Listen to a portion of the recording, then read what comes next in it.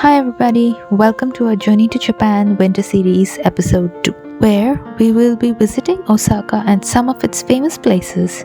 Stay tuned to know how the day was spent by us.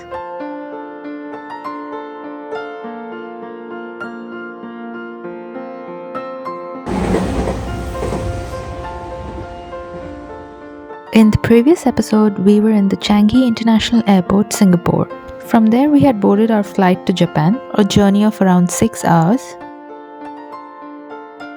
We were headed towards Osaka's Kansai International Airport. An interesting fact about this airport is that it is constructed on a completely man-made island in the middle of the sea. We had left Singapore during the day. Our in-flight meal had some Chinese New Year special moss, just a little bit, it tasted great, and some really good chocolate ice cream. And by the time we arrived in Japan, it was night. We were landing on the island and could see the city. The guide lights on the runway were also looking really mesmerizing. We kept some of our pre-filled documents ready, like our COVID vaccination certificate proofs. Entry through immigration went smoothly, and so did all the documents checks. We collected our luggage bags and we headed towards the train station, which would take us from the airport island towards our place of stay. The feeling is indescribable. It's beautiful to already be in Japan, and the chill winter weather brings the memories flooding back from 2015. This is gonna be a fun trip.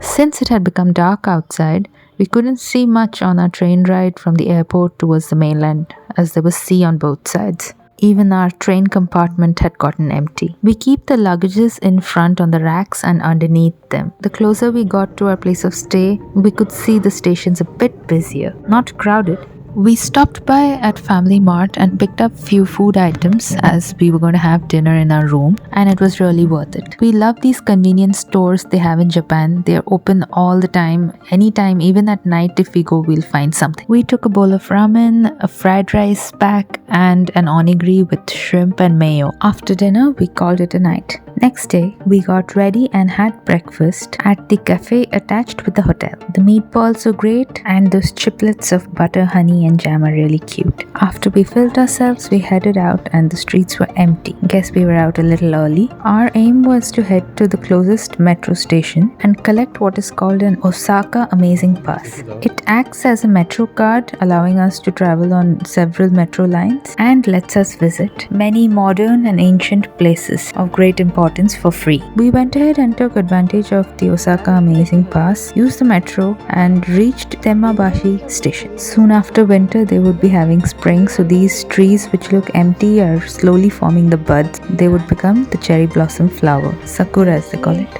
From there, we walked up to the Osaka castle. They have neatly laid out sidewalks. Even their manholes have a very beautiful design embossed on it. That little castle we can see is the Osaka castle. We reached the moat that was surrounding the castle, and lots of joggers were running about.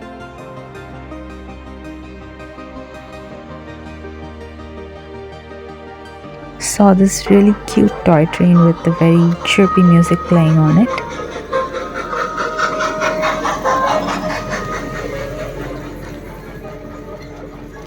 The husky seemed to be doing very well in the cold. We chose to take a short boat ride in the moat. There was a person who was explaining things about the castle, but it was in Japanese and probably Korean, I'm not sure. There were a few Korean tourists as well. It is said that the Osaka castle had a major role during the last phase of the Sengoku period, or the Azuchi Momoyama period being from 1568 to 1600 AD. It was built under Toyotomi Hideyoshi, but later reconstructed under Tokugawa Hidetada.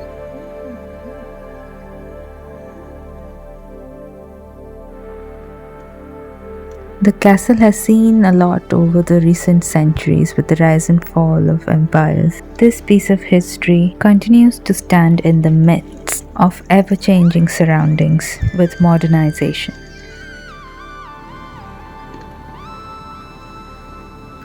The architecture is truly magnificent.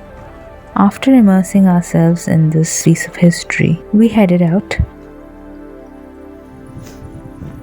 Something about the crows cawing on a cool winter morning was comforting.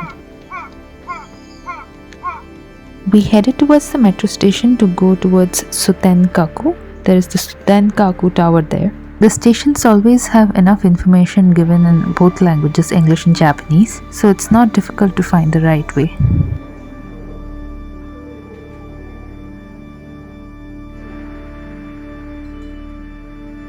We kinda knew it was under maintenance beforehand, as we had seen a video, but just visiting the place, looking around the area, getting to know all the streets was worthwhile.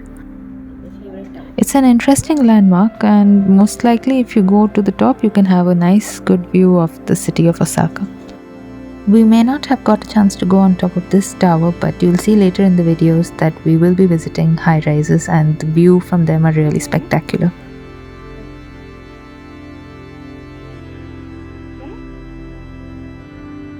This must be a really popular place. The line outside really speaks volumes. That's Kuro Neko parcel delivery service, reminding me of our Kuro back home. Walking away from Sutenkaku, the narrow streets have really cute alleys. We walk towards our next destination, Namba Yasaka Shrine. Walking till there was better, as taking the metro would mean going up to the metro station, catching the next train and then getting off at the station closest to Namba Yasaka Shrine and walking from there. It would be about the same distance. The sidewalks or pavements are really convenient. Walking around helped us look at the houses, the buildings, the shops. It was a pleasant walk. This cute dog. Even if it were a weekday, the roads were so empty, the pavements were also empty. We were very excited to stumble upon this takoyaki stall. They roll the batter around on this frying pan so that the outer layer forms a little crust and the center is semi-soft, with so many kinds of toppings like the bonito flakes, and the center having a piece of octopus and the hot batter. Having it for the first time was a little bit of a challenge, but we really loved it. We reached the Namba Yasaka Shrine. The Shishiden is the main attraction of this Shinto shrine here. That stand there looks like it has lots of prayers and wishes written by people and strung up on it. This must be the main temple. Some beautiful early blooming pink flowers. From there, our next destination was going to Dotonbori.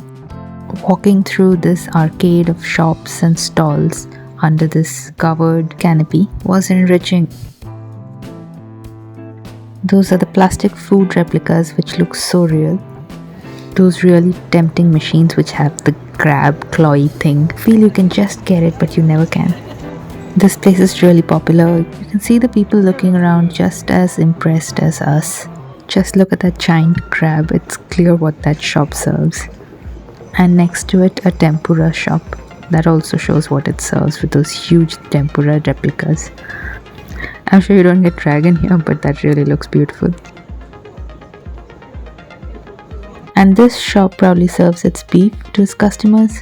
Seeing the people queue up really makes you want to join them, because I'm sure what they're serving is popular, otherwise there wouldn't be a crowd. Anyone going to Osaka will always be visiting Dotonbori and have this beautiful canal captured in their photos, videos. This is the iconic place. We hopped onto the tour boat that would go up and down the canal in Dotonbori. The guide was kind enough to ask us which language we spoke. We said English and she said she'll try her best.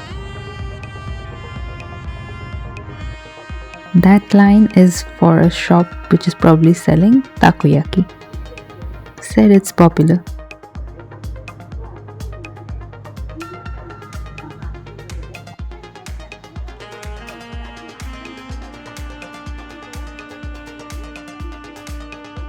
The famous Glyco Running Man signboard. The further up we went in the canal, it became less and less crowded with fewer shops.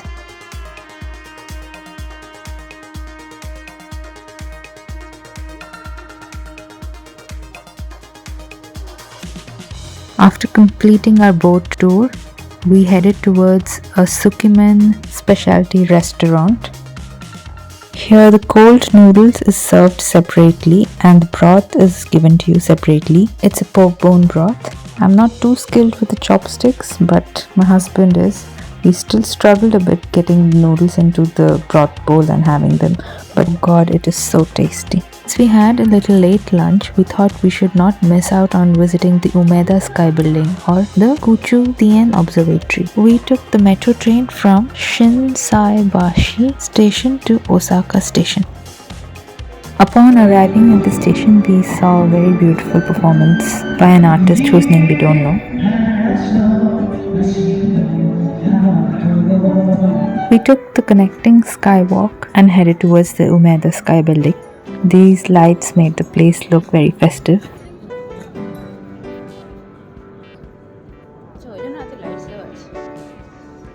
And as the sun was setting, the sky was slowly turning orange and very beautiful.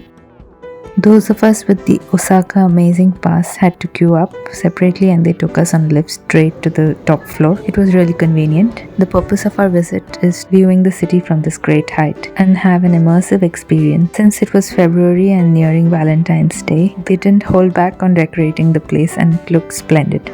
Just look at those hearts.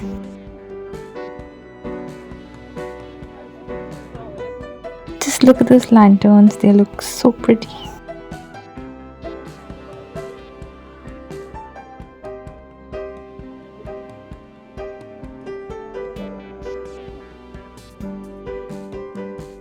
A little anime video showing some construction of the Umeda Sky Building. It was so cute. So pretty. It's probably cozier inside, that's why many people are here. We were heading a little bit more higher up.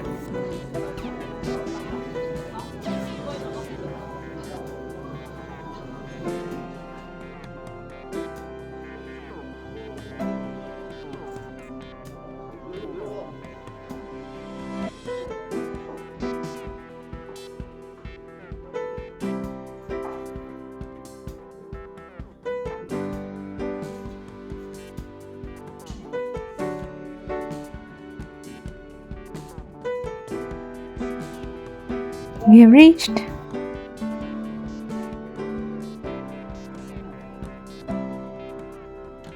Look at the city here. It's so wonderful. It was cold, but I'm so glad so many people were here. People aren't, but we were really glad. I think they were helping the place keep a little bit more bearable. Everyone here deserved to have this view. I mean, just look at the sky.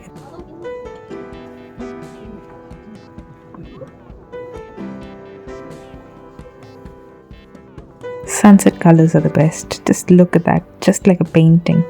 The river looks so calm. Silhouette of the hills.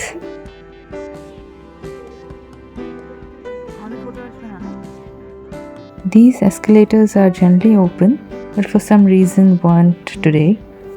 Looking down below from here is frightening, so I think going on these escalators would have been fun, as they're suspended and there's nothing else below it.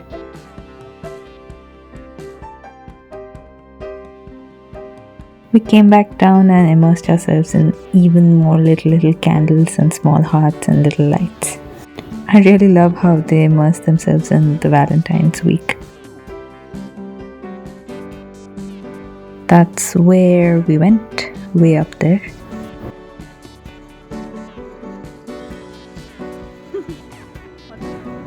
The lights look so Christmassy.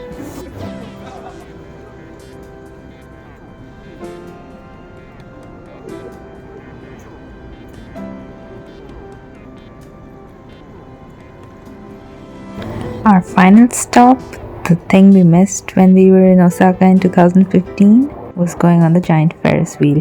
Different one this time, but nevertheless, it's a very anime thing. This Ferris wheel is called the HEP5 Ferris wheel. It's on top of a building. It moved slow and we were allowed to go inside our own pod.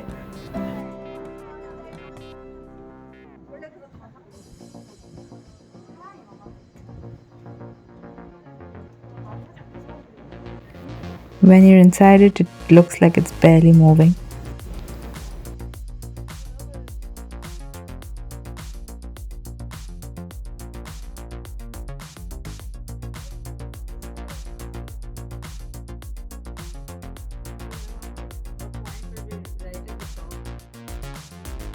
It was a wonderful circle. We were so happy we returned to our room and called it a night. Joking! We did return to our room, but we chose to have some coffee, warm ourselves up, and head out to see Osaka at night. We walked around, saw this famous mural in the place called Amerikamura. Happy! Went back to Dotonbori and it didn't disappoint. All the lights from the buildings were reflecting off the water and it looked really nice. On either side of the canals there were these underbridges having some old pictures and information pasted up on their walls, showing us a glimpse of Osaka from back in the day. Nowadays Google Translate helps us translate the Japanese writings in our phone itself. So if you want, you can pause the video and see it for yourself.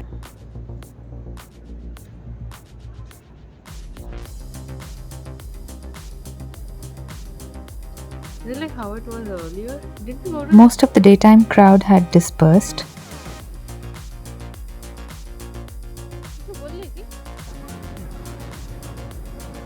This vertical Ferris wheel looked really interesting. Must be fun to ride as well.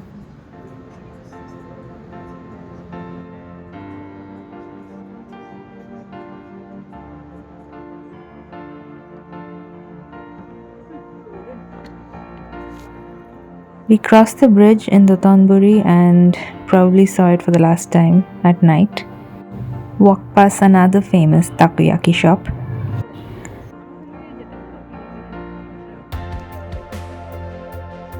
We had our dinner at McDonald's because these McDonald's cheeseburgers are not available in our country and we really like them. It was cold and I took a grape juice which I couldn't finish, so I offered my husband and he blames me for feeling cold later on. We headed back after this long and eventful day. We walked past this temple feeling peaceful and awaiting another exciting day. Stay tuned for more content from Osaka and Kyoto next time. Until then, bye!